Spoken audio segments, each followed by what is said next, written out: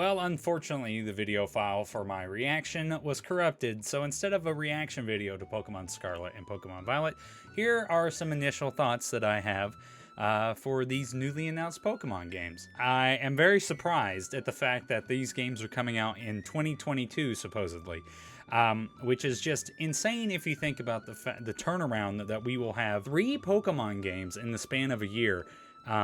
With Brilliant Diamond, Shining Pearl, Legends Arceus, and now Pokemon Scarlet and Pokemon Violet, which is it's absolutely insane to think that within a 1-year span we have gotten Gen 4 remakes, the first open world Pokemon game, and now the 9th generation of Pokemon. And I gotta say, it looks like they are taking the groundwork that they've made with Legends Arceus and capitalizing on that.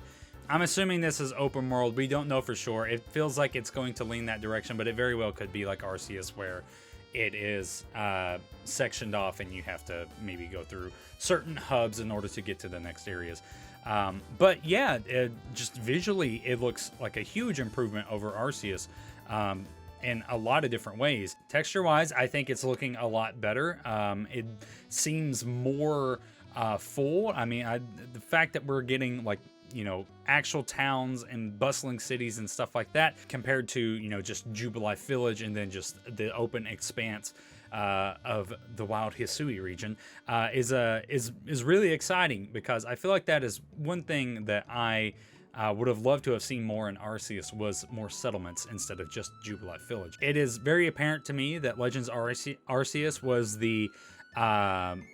was them testing the waters for what Gen 9 was going to be, and I feel like that's what everybody thought. You know, this was Arceus was the next step for the Pokemon series, and the announcement of these games pretty much just solidifies that. This game looks extremely pleasing, just in terms of its like locations and color palette. It's very like by the sea, and very like warm feeling, and it makes me think, and especially with like a lot of the grape symbolism on these insignias, this makes me think that this is going to be based on Italy, or that this is somewhere in the Mediterranean. That's been a popular suggestion for a region in Pokemon for a long time, is that we have something based off of Italy or a Mediterranean country. Yeah, I don't know. I just think this, I really like the aesthetic of this game. It looks really good. I mean, I think this is kind of the overall visual aspect of this. It's just stunning to me, because with Arceus, I was just kind of convinced that this was what the Pokemon Company was going to be doing from now on. You know, we just kind of come to expect less with them.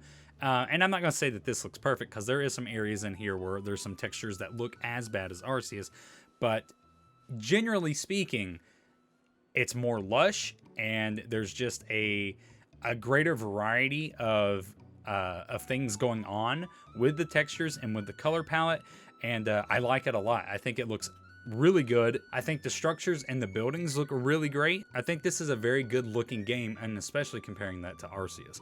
I know I'm kind of harping on Arceus a bit here, but you know, that's the direct comparison. You know, the game came out a month ago, and we're already getting the announcement of the next Pokemon game. Outside of that, we did get the reveal of the starter Pokemon, their names being Sprigatito, Foecoco, and Quaxly. I hope I'm saying those correct. And yeah, it's a grass type cat, a fire type crocodile, which I think right now I'm kind of leaning towards that guy, which is strange, because I always pick grass types.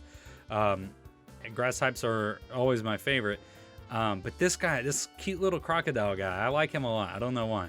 And then Quaxly, the water duck Pokemon. Yeah, they're super cute. I'm definitely going to want to see their final evolutions. So, you know, I will expect those Pokemon leaks to notoriously pop up, as they always do, so I can make my final decision. Because, you know, maybe if the grass starter, its final evolution looks cool, maybe we'll go with him. But right now, I think Foecoco is probably who I will lean towards. Absolutely just flabbergasted that Gen 9 is coming this year, which begs a lot of different questions for when Breath of the Wild 2 is going to come out, because this year is extremely stacked for Nintendo and for games in general. But the fact that Pokemon is coming out so soon after a groundbreaking new style of game for them is just very concerning on one front, and also extremely exciting.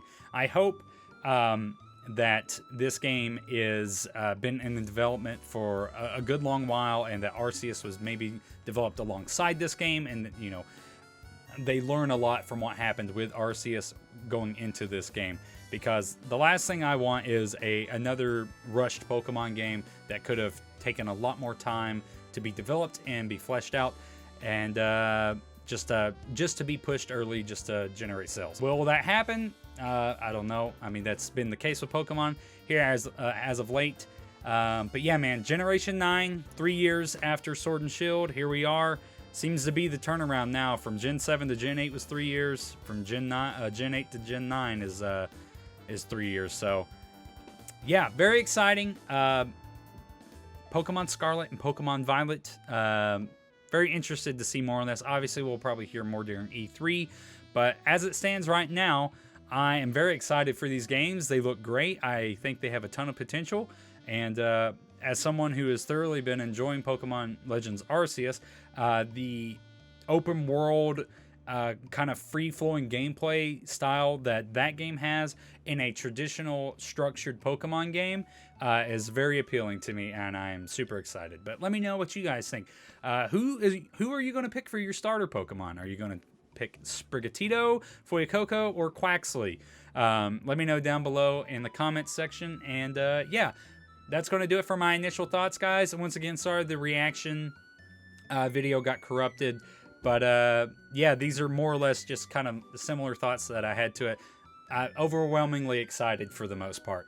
But that little bit of cautious optimism that you have to have with Pokemon, because, you know, there's always some corners cut somewhere, but we'll see. Hopefully not the case with this game. Anyways, that's going to do it, guys. Thank you so much for watching this video. Please subscribe if you have not already. We are closing in on 2,000 subscribers, and we'll cover some more on Pokemon Scarlet and Pokemon Violet, as well as all things Nintendo's and video games related that are appealing to me and that I would like to talk about. That's going to do it, guys. Thank you so much for watching. Until next time, I will see you in the next one.